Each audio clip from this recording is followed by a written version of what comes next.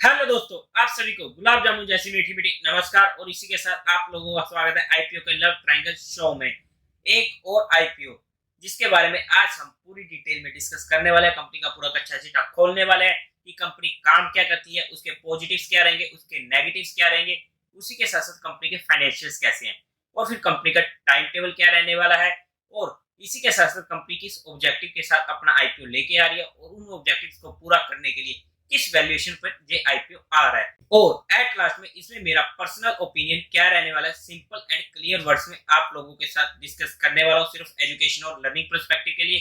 आप लोगों के साथ आईपीओ के रिव्यू की वीडियो इसलिए शेयर की जाती है ताकि आप लोग उस कंपनी के बारे में देखिए, समझिए, और फिर ही आप लोग खुद डिसीजन लीजिए कि आप लोगों को उस कंपनी में पैसा लगाना चाहिए या नहीं लगाना चाहिए। तो इसीलिए आप लोगों को फाइनेंशियली अच्छे तरीके से गाइड करने के लिए, कंपनी के बारे में ए टू जेड डिटेल डिस्कस करने के लिए आप लोगों के साथ डिस्कशन की जाती है, जहां पर हम हमारी एजुकेशन के बेस पे हमने जितनी भी स्टडी करी है उस आईपीओ की कंपनी के बारे में, तो वो आप लोगों तक पहुंचाने की कोशिश की जाती है। लेकिन इसका मतलब ये कभी नहीं होता कि अगर हमने कहा कि ये आईपीओ अच्छा है, इसमें पैसा लगा दो, वो हमारा कभी भी मोटिव नहीं होता है। हमारे कोडिंग, हमारा रिस्क फैक्टर क्या कहता है, उस चीज सबसे इंपॉर्टेंट होती है। देखो, मार्केट में 5% की प्रोबेबिलिटी हमें हमेशा देनी पड़ती है एक वर्स्ट कंडीशन में, कि चाहे आईपीओ जितना मर्जी अच्छा क्यों ना हो, आईपीओ ही क्या, कोई भी चीज दुनिया में लाइक कुछ भी हो सकता है, 5% की हमें प्रोबेबिलिटी देनी पड़ेगी, दुनिया तबाह हो सकती है। या फिर अगर कंपनी की आईपीओ की जहां पर बात करते हैं, कि जहां पर भी अगर मान लो कि जो जे आईपीओ फॉर एग्जांपल काफी अच्छा है, हमने इसमें पैसा लगा दिया, अब ये तो खुल गया लिस्टिंग लॉस में। आपने तो कहा था कि ये आईपीओ अच्छा है, लिस्टिंग लॉस में खुल नहीं सकता, ऐसा कभी भी नहीं होता। आईपीओ अच्छा होना, वैल्यूएशंस ठीक ठाक होना, वो चीजें मैटर नहीं करती, बिकॉज एक 5% की प्रोबेबिलिटी हमें हमेशा देनी पड़ती है। अब जब हमारे पास हमारी खुद की लाइफ की भी गारंटी नहीं होती है, कि हमें भी किसी भी टाइम कुछ भी हो सकता है, या फिर कहें कि इंडिया का सबसे बड़ा बैंक एसबीआई, उसका भी दिवालिया निकल सकता है, तो ये जो 5% की प्रोबेबिलिटी होती है ना, ये तो हमें हर हालत में हर जगह देनी पड़ेगी। लेकिन जो हमारा मोटो था सिर्फ एजुकेशन, लर्निंग, स्टडी प्रोवाइड करना आप लोगों को, ताकि आप एक गलत डिसीजन के चक्कर में ना पड़ जाए, कि आपने बिना सोचे समझे ऐसा कुछ कर दिया जिसके बारे में आपको पछताना पड़े। प्रॉफिट और loss it's just a game, पैसे से ही सब कुछ दुनिया में नहीं होता है, एक बात हमेशा याद रखिएगा। और सीरियसली बोलूं तो अगर हम कोई आईपीओ वगैरह भी या कोई भी शेयर वगैरह ले लेते हैं, और वहां पर भी अगर हमें टेंशन होने लगे कि यार कहीं पैसा डूब ना जाए या हमें लॉस ना हो जाए, तो उन चीजों को नहीं करना चाहिए जिससे हमें टेंशन हो। एनीवे, ये तो थी एक हल्की सी डिस्कशन जो आप लोगों के लिए एक एज ए लर्निंग सेशन मैंने जोड़ दी थी। तो अब हम कंपनी के बारे में अच्छे से डिटेल में डिस्कस करते हैं। तो स्वागत है आप लोगों का आईपीओ के लव ट्रायंगल शो में। तो अभी से ही इस वीडियो को लाइक और शेयर जरूर कर दीजिएगा। एलिन इलेक्ट्रॉनिक्स लिमिटेड लेके आ रही है अपना आईपीओ। अगर हम कंपनी की बात करते हैं तो 1969 में ये कंपनी इनकॉर्पोरेट हुई थी, मतलब कि मोर देन 50 इयर्स हो चुके हैं इस कंपनी को, जो अभी तक चल रही है, मतलब कि अच्छी कंपनी है, अच्छा तजुर्बा इनके पास रहने वाला है। अगर हम कंपनी की बात करते हैं तो ईएमएस प्रोवाइडर में ये लीड करने वाली है। ईएमएस बोले तो इलेक्ट्रॉनिक्स मैन्युफैक्चरिंग सर्विसेज। ये कंपनी मैन्युफैक्चर होने वाली है end to end product solutions में, जहां पर मेजरली आ जाते हैं lighting, fans, small kitchens, appliances वगैरह वगैरह। और इसी के साथ साथ ये largest fractional horse power motor manufacture भी होने वाली है इंडिया में। अगर हम बात करें कंपनी की, तो ये मैन्युफैक्चरिंग करती है, फिर उनका असेंबलिंग करती है, एक वाइड एरे ऑफ प्रोडक्ट्स इनके पास होने वाले हैं, जिनका ये end to end product solution provide करती है। ये कंपनी दोनों OEM and ODM business models में अपनी सर्विस प्रोवाइड करती है। ओईएम ओरिजिनल इक्विपमेंट मैन्युफैक्चरिंग, और इसी के साथ साथ ओडीएम ओरिजिनल डिजाइन मैन्युफैक्चर। अब अगर हम कंपनी के डाइवर्सिफाइड प्रोडक्ट पोर्टफोलियो की बात करते हैं, तो सबसे पहले LED lightings, fans, switches including lighting products, ceilings, fresh airs and TPW fans, और इसी के साथ साथ मॉड्यूलर स्विचेस एंड सॉकेट्स का ये इनका पहला प्रोडक्ट पोर्टफोलियो होने वाला है। दूसरे प्रोडक्ट पोर्टफोलियो की बात करते हैं तो स्मॉल अप्लायंसेस हो गए, जैसे कि dry and steam irons, toasters, hand blenders, mixers, grinders, hair dryer and hair straightener. और अगर हम इनके थर्ड प्रोडक्ट पोर्टफोलियो की बात करते हैं तो फ्रैक्शनल हॉर्स पावर मोटर्स, जो यूज किया जाता है मिक्सर ग्राइंडिंग में, हैंड ब्लेंडर में, वेट ग्राइंडर में, chimneys, air conditioners and heat converters, और इसी के साथ टीपीडब्ल्यू फैंस और एटसेट्रा। और इनका जो फोर्थ पोर्टफोलियो होने वाला है वो रहने वाला अदर मिसलेनियस प्रोडक्ट्स। इसी के साथ अगर हम कंपनी की मैन्युफैक्चरिंग फैसिलिटीज की बात करते हैं तो 3 मैन्युफैक्चरिंग फैसिलिटीज इनके पास होने वाली है। पहला यूपी के गाजियाबाद में, दूसरा एचपी के बद्दी में और तीसरा गोवा के वरना में।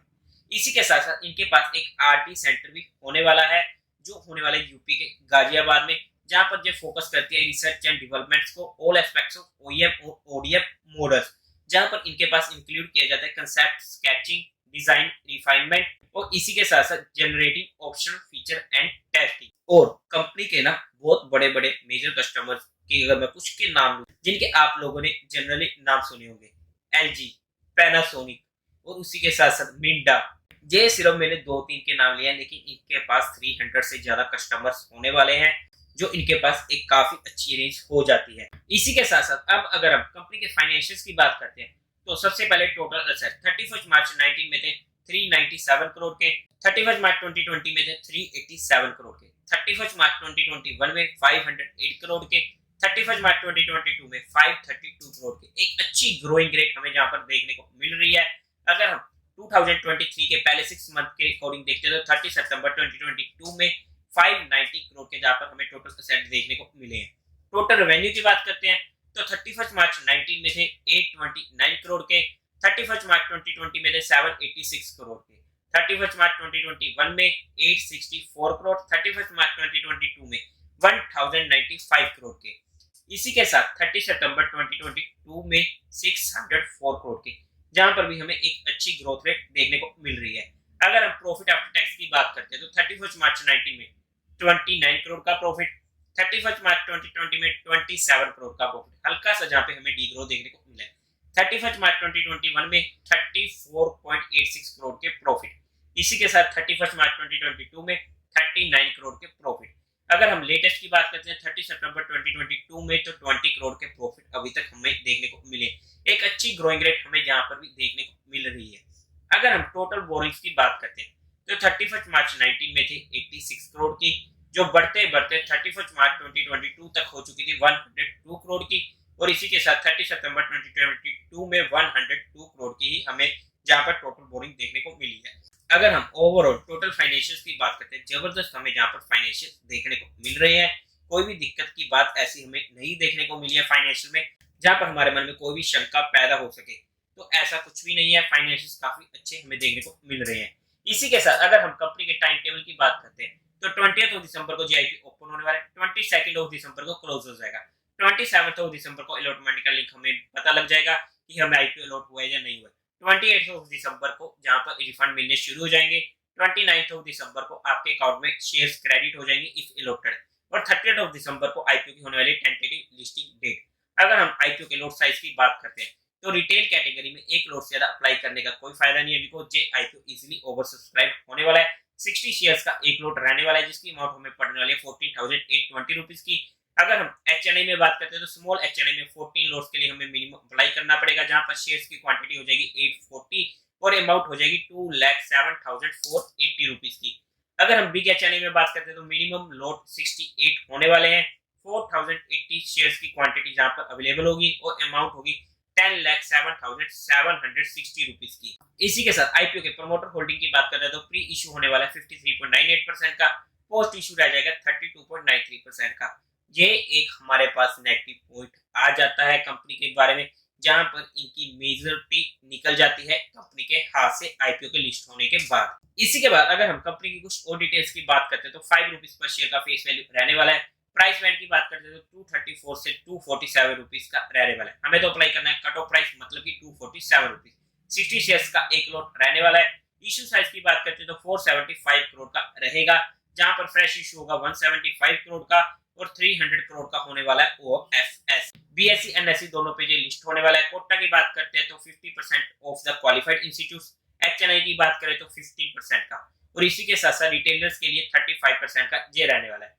कंपनी के प्रमोटर की बात करते हैं तो मंगीलाल सेठिया, कमल सेठिया, किशोर सेठिया, गौरव सेठिया, संजीव सेठिया, स्मित सेठिया, सुमन सेठिया, वसुधा सेठिया, विनय कुमार सेठिया, मतलब कि पूरी की पूरी सेठिया फैमिली इस कंपनी की प्रमोटर रहने वाली है। इसी के साथ अगर हम कंपनी के ऑब्जेक्टिव ऑफ द इशू की बात करते हैं तो सबसे पहले तो इनको रीपेमेंट करनी है अपनी कुछ बोरोइंग्स की, और बोरोइंग्स के बाद ना ये कंपनी ऑलमोस्ट डेट फ्री होने वाली है, जो हमारे लिए एक मेजर पॉजिटिव पॉइंट हो जाता है। इसी के साथ सेकंड पॉइंट, इनको फंडिंग कैपिटल एक्सपेंडिचर चाहिए, जो अपग्रेड करना है इनको और एक्सपेंड करना है अपनी एग्जिस्टिंग फैसिलिटीज को, जो उत्तर प्रदेश की गाजियाबाद और गोवा के वर्ना में रहने वाली है। And third the last, general corporate purpose, जहां पर तो मैंने आप लोगों के साथ सिर्फ बेसिक डिटेल्स डिस्कस कर दी है कंपनी के बारे में हर चीज। एक ही हमें अभी तक का जो नेगेटिव पॉइंट देखने को मिला है कंपनी का प्रमोटर होल्डिंग, लेकिन इसके अलावा अगर अब हम कंपनी की वैल्यूएशंस की बात करते हैं तो वहां पर काफी कुछ इंटरेस्टिंग होने वाला है, तो लाइक जरूर कर दीजिएगा।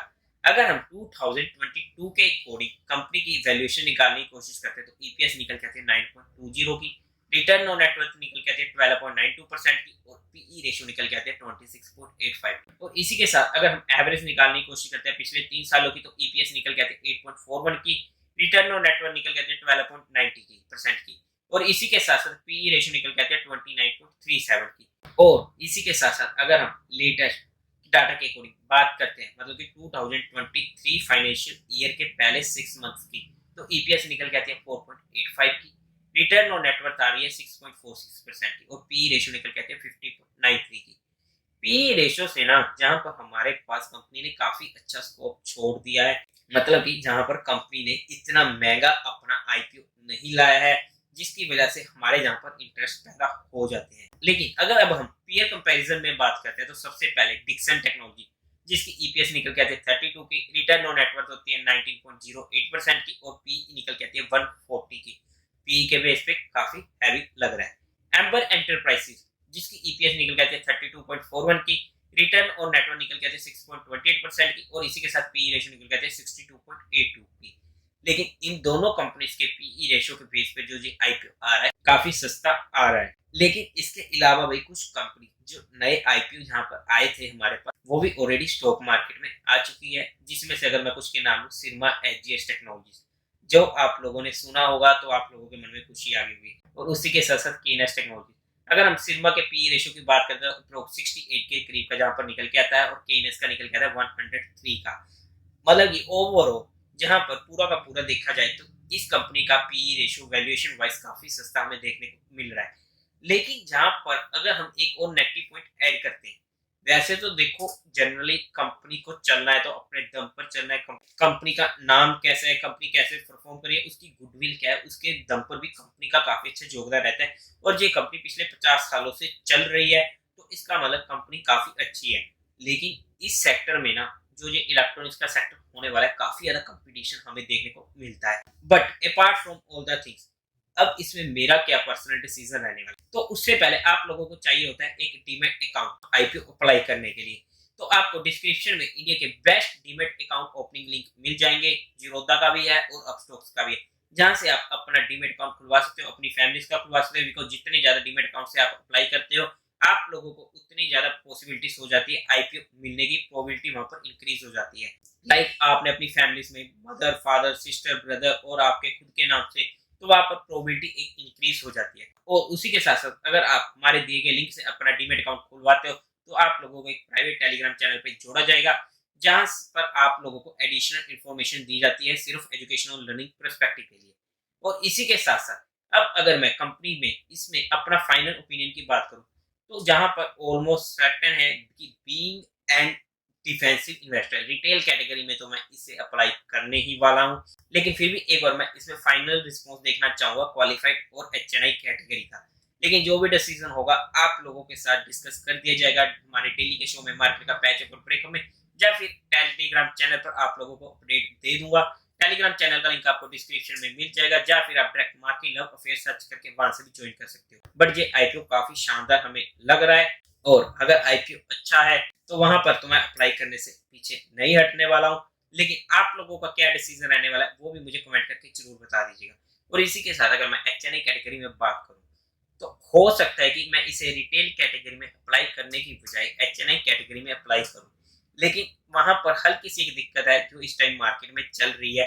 लेकिन एचएनआई कैटेगरी में अप्लाई करने के लिए मुझे एटलीस्ट रिस्पॉन्स देखना बहुत जरूरी है कि कैसा रिस्पॉन्स इसमें आ रहा है, कैसे एचएनआई और क्वालिफाइड का पैसा इसमें अच्छा खासा आ रहा है, तभी मैं वहां पर एचएनआई कैटेगरी में अप्लाई करूंगा।